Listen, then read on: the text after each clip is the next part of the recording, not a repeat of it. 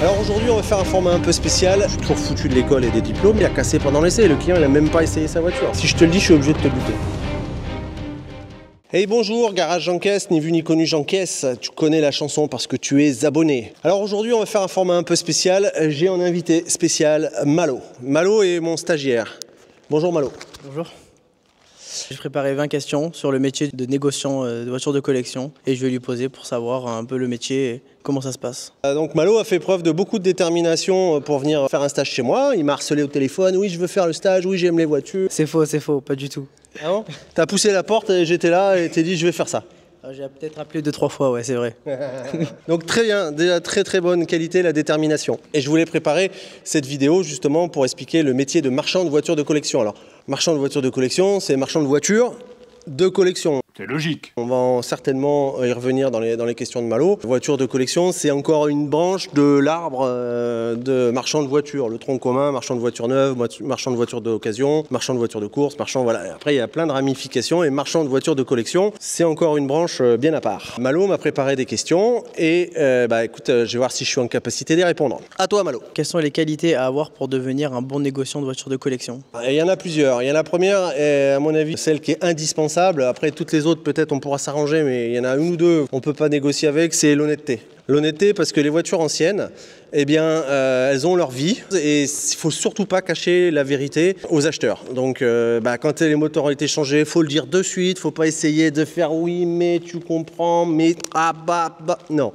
Si la voiture n'est pas matching, tu le dis. Si elle a été repeinte, machin, si elle a été restaurée, voilà. Tu ne mets pas forcément en avant les défauts de la voiture, puisque notre métier, c'est avant tout de mettre les qualités en avant, mais si la voiture a des défauts, à un moment donné, il faudra quand même en avertir l'acheteur. Après, l'honnêteté, il faut être passionné. Si tu n'es pas passionné, tu ne fais pas ce métier, c'est clair. C'est un métier qui est extrêmement prenant. C'est un métier qui a des qualités, mais qui a aussi de gros défauts. Ça peut être stressant. Il y a des gros enjeux financiers quand on est vraiment dans des grosses pièces comme ça. Donc, il faut être passionné. C'est matin, midi et soir, 7 jours sur 7, 365 sur 365. Après, on l'a vu. La patience, la persévérance, ça va de pair, hein. Donc c'est pour ça, toi t'es bien parti déjà, t'es persévérant, tu reviens gentiment, t'as rappelé, oui mais ça me plairait, oui ça, voilà. La persévérance et la patience, c'est un des secrets pour ce métier. Alors ensuite, il y a le sens des affaires, parce qu'arrivé à un moment, on va pas se mentir, on est là pour faire du bise. Ouais mon pote. On est là pour gagner des ronds, et surtout quand on fait de la voiture de collection. Mon idée à moi, en tout cas, c'était de monter le plus haut possible, traiter des voitures importantes, comme la 207 RS. Alors celle-ci, détendez-vous, elle n'est pas à vendre. Le propriétaire, c'est une deuxième main, elle a 100 000 km, et le propriétaire ne la vendra jamais. Voilà, c'est de monter le plus haut possible, avoir les plus belles autos possibles à la vente, et bien évidemment, avoir les commissions en rapport. Donc le sens des affaires, le sens humain, du contact. Et si tu as une capacité d'adaptation, à mon avis, ça ne peut pas nuire. Donc voilà, pour la première question, je pense que j'ai fait le tour. Quelles sont les compétences de ce métier? Alors les compétences, là, on touche plus sur le technique.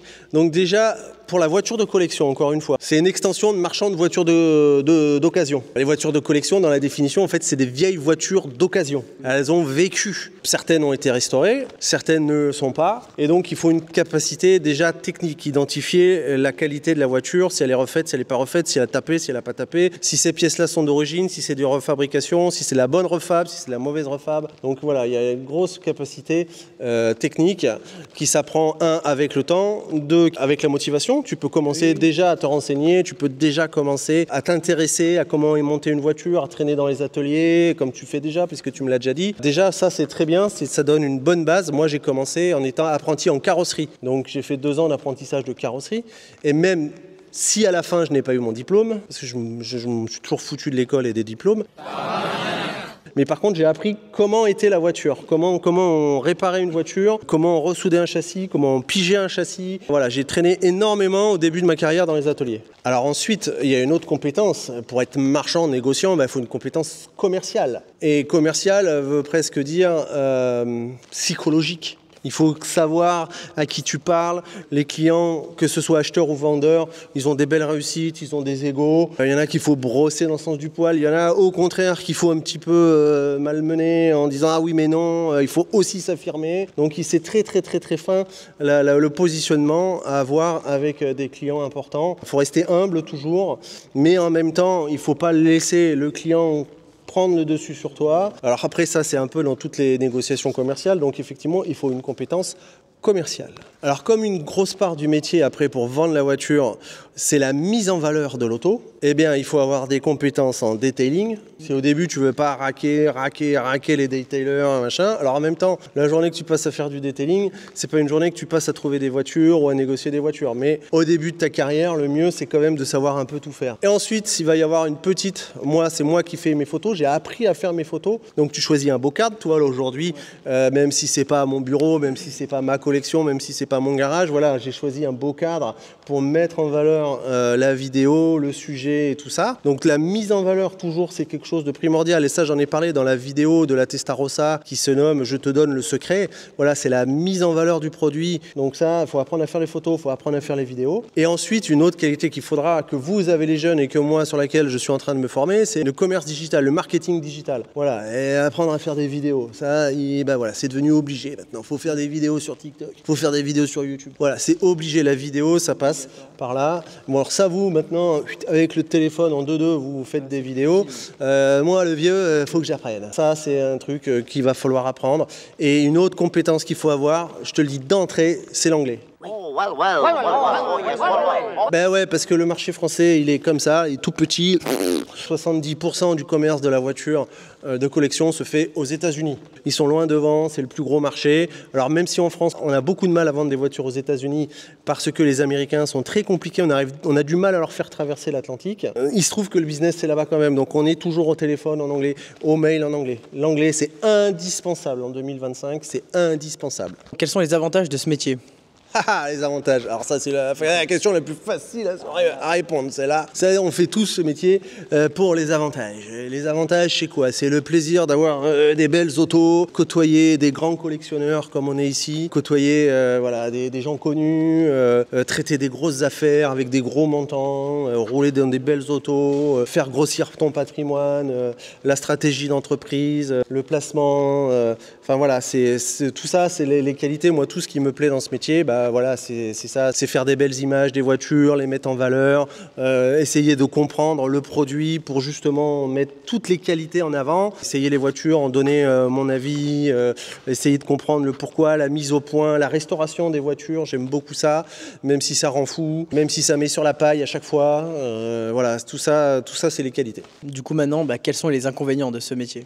Les inconvénients. Alors ça, c'est le problème. À mon sens, le premier inconvénient de ce métier, il ne faut pas se laisser avoir par la facilité. Que ce soit un marchand de voitures de collection ou marchand de voitures d'occasion, c'est moins le cas sur les neuves parce que tu peux pas les bidouiller. Mais alors par contre, dès que tu rentres dans le VO ou dans le véhicule de collection, la facilité, c'est de faire des carambouilles. Il faut surtout jamais mettre le petit doigt là-dedans. La voiture, elle a un compteur qui a 300 000 bornes, elle a un compteur qui a 300 000 bornes. La voiture, elle a tapé, tu dis la voiture, elle a tapé. Surtout pas essayer de cacher quoi que ce soit. Voilà. Ne surtout jamais aller à la facilité. Jamais, jamais, jamais. Toujours respecter sa ligne de conduite. Voilà. Le plus gros défaut, c'est ça. Parce que tous les jours, on est tenté de dire « Ah putain, allez, vas-y, ça, on le fait pas. Vas-y, ça, allez, voilà. Là, le moteur de la T16, comme vous l'avez vu sur la vidéo, il a explosé. Bon, c'est le turbo. Ensuite, la culasse. Bon, allez, vas-y, on change la culasse, on referme. Non, on referme pas. Non, on refait le moteur maintenant. Voilà, ça coûte, ça fait chier. Il y a 10 ou 15 000 euros qui n'étaient pas prévus. Et c'est comme ça. Ça revient du coup à la première qualité, l'honnêteté. Et on revient toujours un petit peu, effectivement. Je vais peut-être me répéter sur cette vidéo, mais effectivement, tu vas pas à la facilité, jamais. Alors, tant qu'on est sur le sujet, il y a aussi quelque chose d'important à dire, et ça, personne n'en a parlé, je vais mettre les pieds dans le plat aujourd'hui. On est sans cesse aux proies aux escrocs. Non, c'est... Oh. Il y a de l'argent entre guillemets facile. Les escrocs sont partout autour de nous. Donc ça, il faut faire hyper attention parce qu'ils arrivent avec le grand sourire. C'est mon pote Malo, vas-y, t'inquiète, est-ce que tu peux ça, est-ce que ceci, est-ce que tu peux me signer ça? Voilà, les escrocs, en 30 ans de carrière, j'en ai vu 15 ou 20. Mais des vrais, mais des vrais de chez vrais. Là, il y a encore un, j'en le vois, il tourne, il vire, il est par là, il est super gentil, il est super souriant. Je le vois, mais je le vois, voilà. Et après, il y a dans les marchands à qui tu vas travailler, il y a aussi les escrocs. Donc voilà, il faut toujours rester sur ses gardes. Voilà, ça touche toujours un peu à l'honnêteté aussi. C'est un monde infesté d'escrocs. Au niveau des défauts, qu'est-ce qu'on a d'autre? On a une dépense énergétique considérable. C'est pas un métier facile. Quand on essaye de vendre des voitures de collection en France, la France est un pays en crise depuis 50 ans. faut le savoir. Il y a toujours quelque chose en France. Il y a toujours un truc pour que le commerce ne soit pas fluide. Il y a toujours un gilet jaune, il y a toujours une manif de routier, il y a toujours un truc. La dissolution, le machin, le bidule, le Covid. T'as toujours quelque chose en France depuis 50 ans pour faire que le commerce ne marche pas. Donc c'est un métier hyper stressant. Quand tu fais du courtage, donc quand tu t'occupes de vendre les voitures des gens, comme ce que je t'ai montré depuis 3-4 jours, on va chez le client, il veut vendre sa voiture, donc là on fait une opération de courtage. On ne porte pas financièrement la voiture, on ne l'achète pas.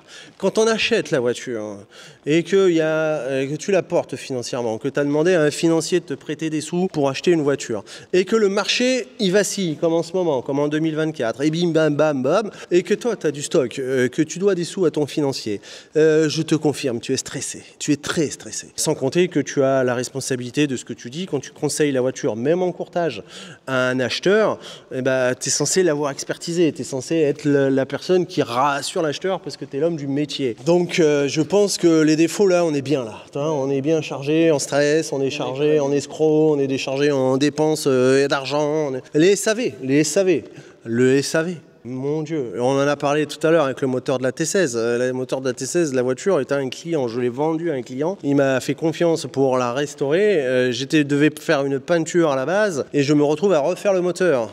SAV, le client, j'allais pas lui fourguer une voiture avec un moteur pourri. Il a cassé pendant l'essai, Le client, il a même pas essayé sa voiture. Franchement, le SAV dans le métier, c'est quand il y a une merde sur une voiture comme ça. Mamma mia. Quand il y a des moteurs comme ça, là, un moteur de Cobra là, qui pète, mamma mia, c'est à coup de dizaines de milliers d'euros qui s'envolent comme ça. Comment une voiture devient une voiture de collection? Alors comme j'ai dit tout à l'heure, la voiture de collection, ça reste, et c'est pas glamour, mais parce qu'une voiture de collection, ça c'est glamour, mais la voiture de collection, ça reste une vieille voiture d'occasion.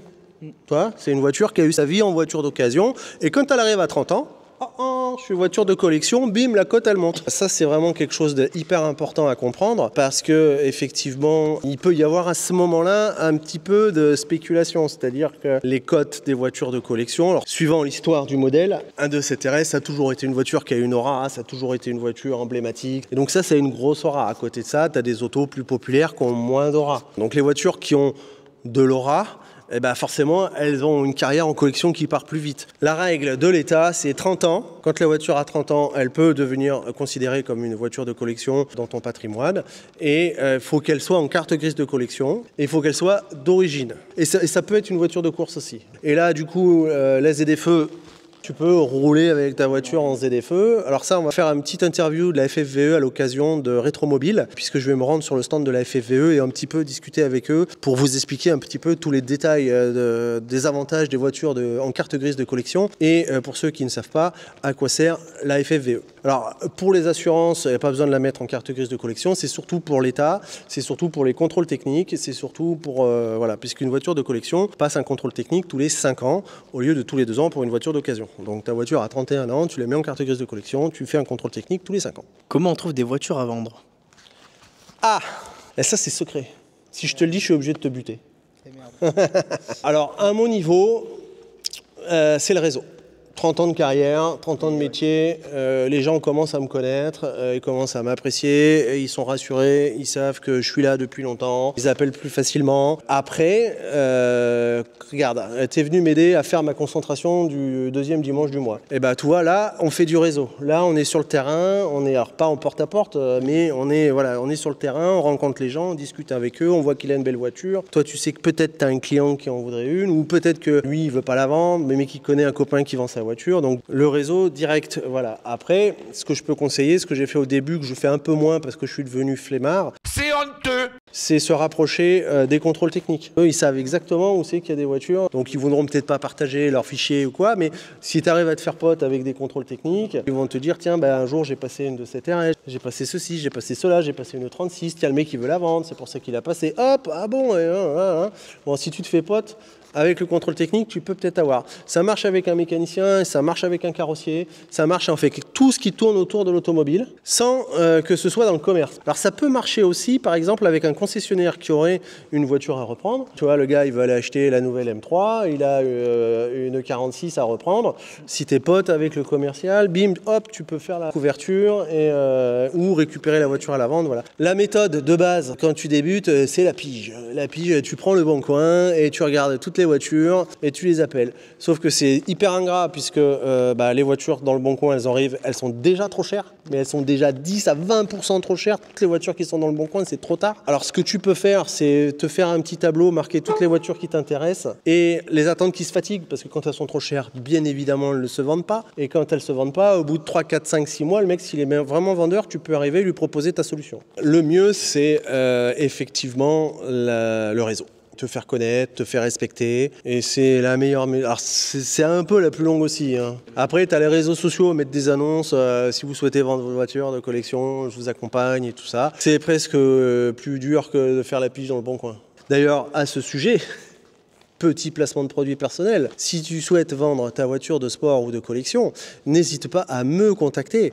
Je peux proposer l'accompagnement à la vente, donc ce qu'on appelle le courtage, ou alors, si tu veux la vendre, appelle, j'encaisse. On achète, cash. Comment tu détermines le prix d'une voiture de collection? Ça... Alors, on a des outils. Et on a le premier outil en voiture de collection. Ça commence à arriver sur les Youngtimers, mais il n'y en a pas beaucoup. C'est les résultats de vente aux enchères. Les ventes publiques, on sait combien la voiture elle s'est vendue tel jour à telle date. Ce qu'on sait un peu moins, et c'est là où il faut se méfier des résultats de vente aux enchères, c'est la qualité de la voiture qu'ils ont vendue. Parce qu'ils peuvent dire qu'ils ont vendu une Testarossa à 75 000. Ouais, mais à 75 000, il y a 9 chances sur 10 qu'elle soit morte. Parce que les ventes aux enchères ne sont pas connues pour vendre pas cher. Mais néanmoins, il peut y avoir effectivement des fois quelqu'un qui fait une affaire, qui achète une voiture à bas prix, alors que la voiture était très bien. Donc, on a une application qui s'appelle Hammer Price. C'est donc une application qui reprend tous les résultats de toutes les ventes aux enchères automobiles dans le monde, très précis, mois par mois. C'est-à-dire que le mois prochain, dans 15 jours, il y a un rétromobile, il va y avoir RM, il va y avoir Arturial, il va y avoir Bonhams. Et en temps réel, tu sais combien la voiture elle s'est vendue. Donc quand tu as un client qui t'appelle, qui te dit « Ouais, je veux vendre ma 246 GT », Hammer Price... Et tu vois les dernières autos qui se sont vendues ou qui ne se sont pas vendues d'ailleurs. Et tu vois la dernière enchère qu'il y a eu et ça te donne un petit peu une idée de combien est le marché sur une voiture. Alors après, il faut toujours faire attention, encore une fois, aux états des voitures qui se sont vendues aux enchères parce qu'un modèle, un prix, ça veut rien dire. La voiture, elle peut être complètement morte ou complètement restaurée. Donc il faut toujours faire attention. Alors ma méthode à moi, c'est quand même de faire des croisements de produits, un petit tableau Excel, même un papier, une feuille, un crayon. Tu prends tout ce que tu as vu sur Hammer Price, sur le modèle qui t'intéresse. Tu vas aller regarder après sur les annonces, les prix des voitures similaires à vendre. Attention, sur les annonces, elles sont toujours 10 à 15% trop chères. Après, il y a ton ressentiment personnel, puisque si tu connais le produit, tu sais si ça les vaut vraiment ou si ça les vaut pas. Et le dernier secret, il faut se mettre dans la peau de l'acheteur. Tu te dis, tiens, j'ai une 246 GT à vendre. Avec mon expérience sur le terrain, combien moi je serais prêt à mettre, sachant que je sais ce que je sais, que sur Hammer Price, il y en a une qui s'est vendue 340 000, que sur le parking, toutes celles que j'ai vues, elles sont à 380. Bon, les ventes aux enchères, ils ont vendu moins leur commission, machin. Donc tu dis, bon, ça peut se vendre quand même, 320, 350. Tu arrives à te positionner comme ça avec ton propre expérience et te dire, voilà, moi, une de ces TRS comme ça, je pense que ça vaut 600 000 parce qu'elle est deuxième main, parce qu'elle a 100 000 bornes, parce que ceci, parce que cela. Donc voilà, c'est ton expérience qui va t'aider par rapport au véhicule que tu as à vendre, à son histoire, à son entretien, à son état. Tout ça, c'est un billet d'expérience. Tu feras la tienne, mon pote. Comment tu trouves des clients? Ça, c'est pareil. Si je te le dis, je vais être obligé de te buter. C'est secret. La méthode de base qui marche pas, mais on ne peut pas s'en passer, c'est les annonces sur les sites marchands. Le Bon Coin, on aimerait s'en passer. Ça a encore augmenté là en début d'année. Et que c'est pas du tout un site qualitatif pour vendre des voitures de collection. Néanmoins, malheureusement, le référencement de ce site est tellement bien fait que voilà. Moi, je travaille beaucoup avec le parking. J'ai des accords commerciaux avec le parking qui reprend d'ailleurs toutes les annonces. Et je trouve d'ailleurs que le parking est tellement plus intéressant. Et je salue Fabrice, le créateur de ce portail, que j'interviewerai aussi à Rétromobile parce que c'est vraiment un portail très intéressant et le personnage est aussi très intéressant. Et ensuite, voilà, faut faire ce que vous savez faire, vous les jeunes, du réseau social. Et toujours, comme pour trouver les voitures, aussi le réseau professionnel. Plus tu vas connaître du monde, plus tu vas connaître des professionnels, plus tu vas connaître des particuliers, des collectionneurs, plus d'entrée Tu sais ce que tu fais, tu commences tout de suite, tu te fais un fichier, et bing, et tu marques tout. Il y a peut-être 70% de ton fichier qui ne te servira jamais. Mais les 30% qui vont être une base solide à ton business. Donc ça, le fichier, c'est hyper important. Est-ce que l'histoire de l'automobile influence le marché de la voiture de collection? Alors je pense que tu veux dire, est-ce que l'histoire d'une automobile influence son marché, ou est-ce que l'histoire de l'automobile en général, mais c'est tellement vaste que je ne vois pas comment je peux répondre. Je pense que par contre, l'histoire d'une automobile, le fait que celle-ci, par exemple, elle soit deuxième main, bah oui, ça influence le prix, bien évidemment, qu'elle ait une vie tranquille, pépère, peu de propriétaires, ou qu'elle ait fait des courses et qu'elle a du palmarès, bien évidemment que chaque voiture a son histoire, et plus l'histoire est belle, plus la voiture vaut cher. D'ailleurs, on a un terme aux enchères qui dit que les voitures qui se vendent bien, c'est les no story cars, c'est-à-dire celles qui n'ont pas d'histoire à raconter. C'est-à-dire que celles qui n'ont pas été repeintes 10 fois, celles qui n'ont pas changé de couleur. Ah oui, mais vous comprenez, parce qu'à chaque fois, il va falloir expliquer, faire passer au client que si elle a été repeinte, c'était... Non, mais voilà, elle est en peinture d'origine, terminée, elle n'a pas été repeinte. Mais malheureusement, toutes les voitures ont eu leur vie, et parfois des vies pas tranquilles. Elles ont tapé, elles ont changé les moteurs, elles ont fait ceci, elles ont fait cela. Et ça va être de plus en plus difficile à expliquer aux clients, surtout si le vendeur en veut très cher. Est-ce qu'une voiture restaurée vaut plus cher qu'une voiture d'origine? Ah, ça c'est une question très intéressante. Je te remercie de l'avoir posée. Alors, une voiture d'origine, à mon sens, doit valoir beaucoup plus cher qu'une voiture restaurée. Et ça, c'est pour beaucoup de collectionneurs. À savoir, plus elle aura d'éléments d'origine, plus la voiture vaudra cher. Sachant que malheureusement, c'est pas tellement possible. Parce qu'une voiture qui a 50 ans, encore une fois, si c'est une no story car, qu'elle est restée dans la grange, que le papy l'a fait démarrer, qu'il a fait 20 km par mois en la faisant chauffer, mais ça n'existe pas. Ou la voiture, la personne l'a achetée et s'en est servie 3 fois, elle l'a laissée dans le garage pendant 20 ans, et pendant 20 ans, elle s'est dépérie, et quand tu la ressors du garage, il va y avoir plein de choses à faire dessus. Donc c'est très compliqué. Une vraie belle voiture d'origine, dans son état d'origine, ça vaut très cher parce que justement, c'est quasiment plus possible d'en avoir.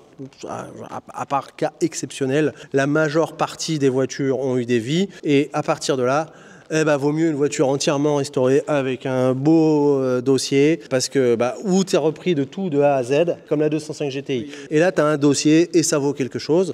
Ou alors sinon, la voiture est complètement d'origine. Si elle est belle et pas restaurée, c'est super.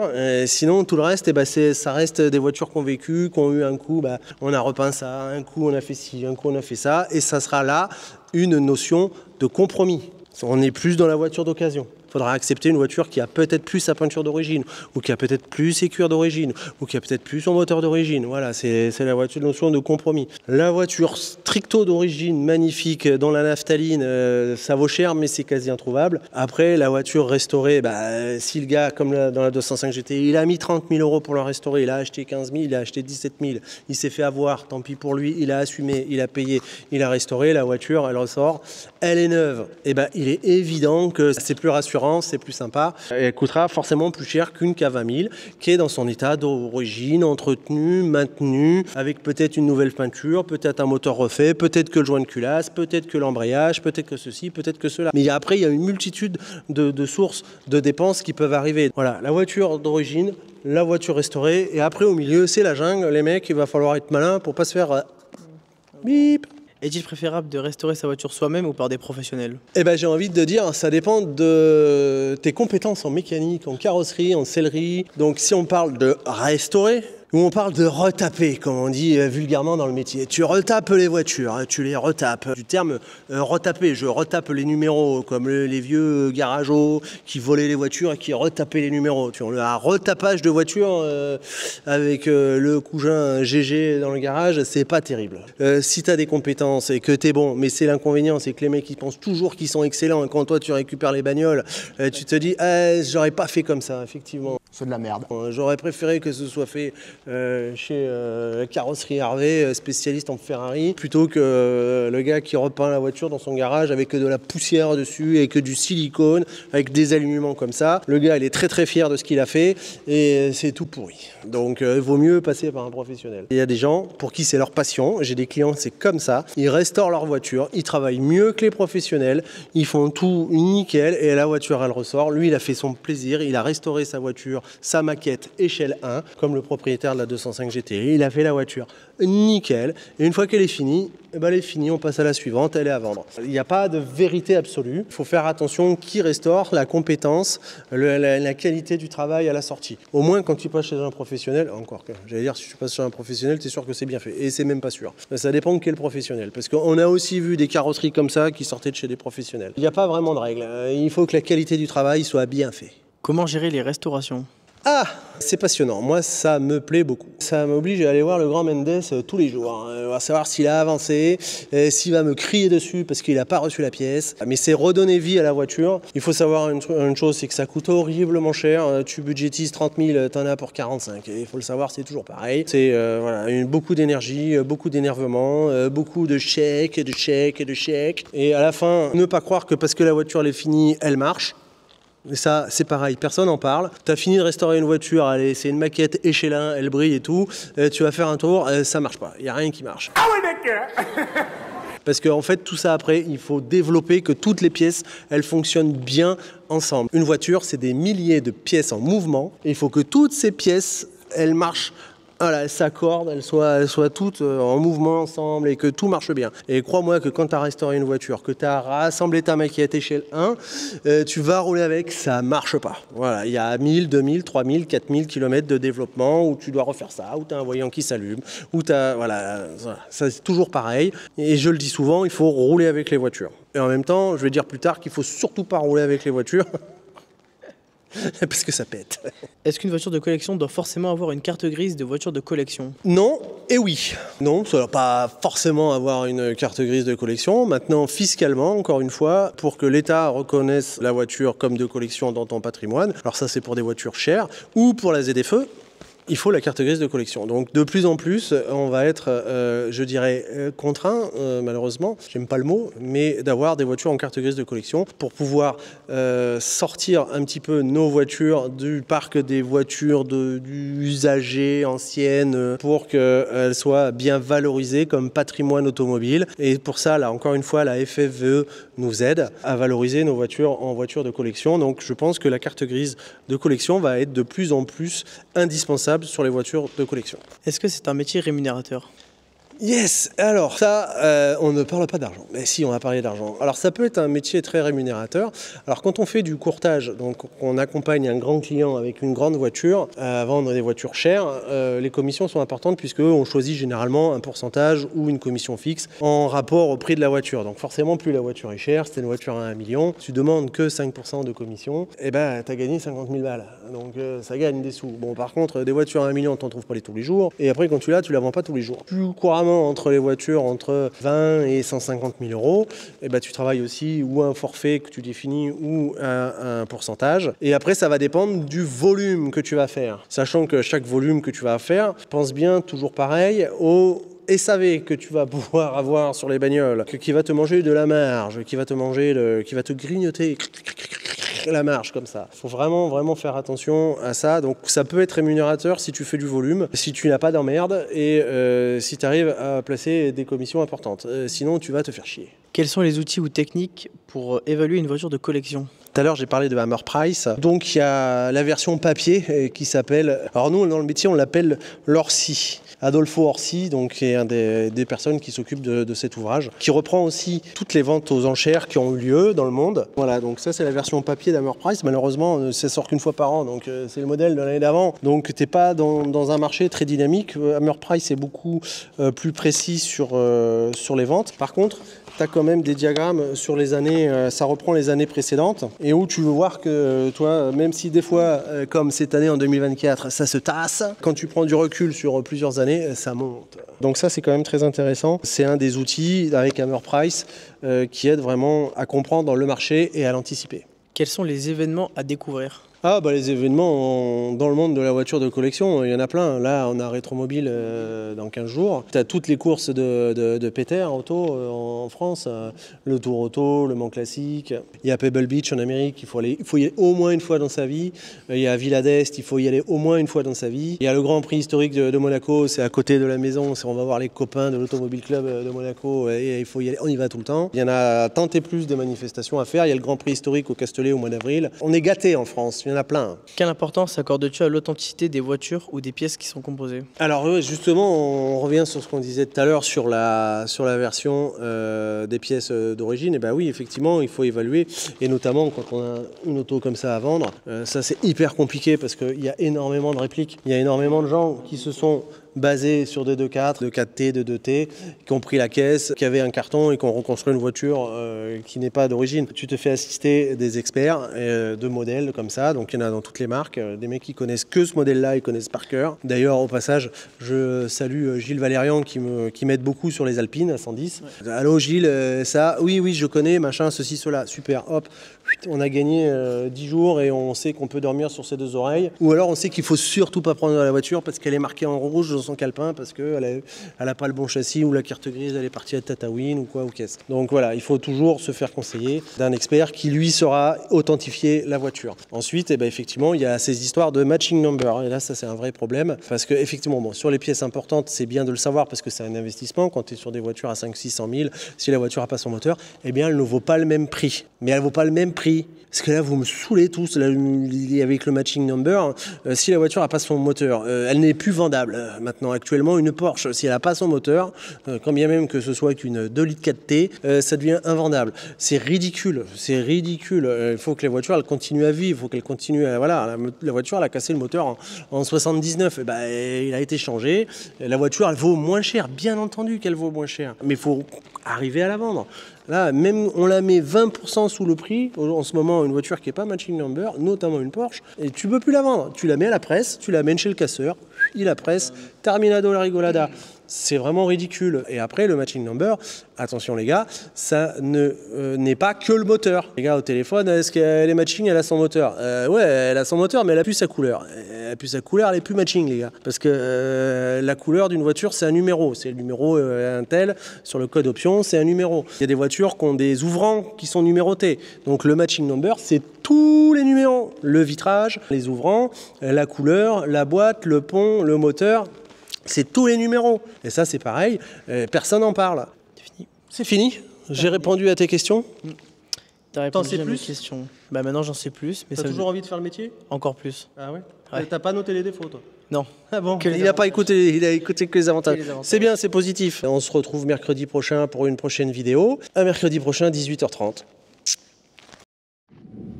Je reviendrai.